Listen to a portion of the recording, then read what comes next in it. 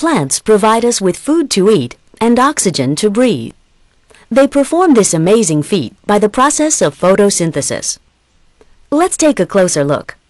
Photosynthesis requires carbon dioxide, which diffuses into the leaf through small pores and then enters the cells. Inside the cell, carbon dioxide diffuses into the chloroplasts, where photosynthesis takes place.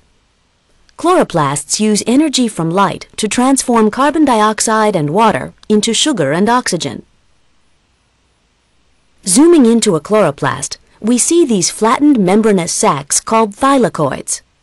Here, light energy is converted to chemical energy in the first phase of photosynthesis, the light reactions.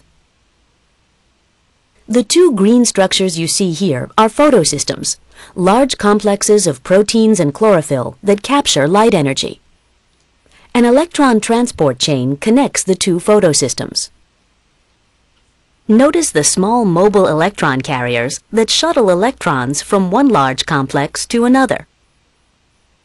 Now let's take a closer look at the steps of the light reactions. The photosystem on the left absorbs light energy, exciting electrons that enter the electron transport chain. Electrons are replaced with electrons stripped from water, creating oxygen as a byproduct. The energized electrons flow down the electron transport chain, releasing energy that is used to pump hydrogen ions, the blue balls, into the thylakoid. In the photosystem on the right, light energy excites electrons, and this time the electrons are captured by an electron carrier molecule, NADPH. The high concentration of hydrogen ions inside the thylakoid powers ATP synthase, producing ATPs. The light reactions in the thylakoid have produced two energy products, ATP and NADPH, that will now power the production of sugar in the Calvin cycle. The Calvin cycle takes place outside the thylakoids in the stroma, the thick fluid of the chloroplast. At the beginning of the cycle, carbon dioxide molecules combine with molecules called RUBP.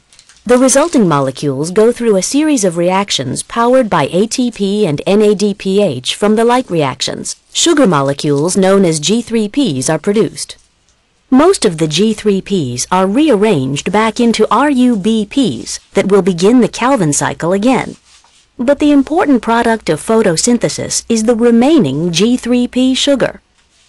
Some G3Ps are used to build glucose, which can combine into starch or cellulose. Still other G3Ps form sucrose. And some of the sugar is broken down by cellular respiration using oxygen in the plant's own mitochondria, generating ATPs that can power other work of the plant.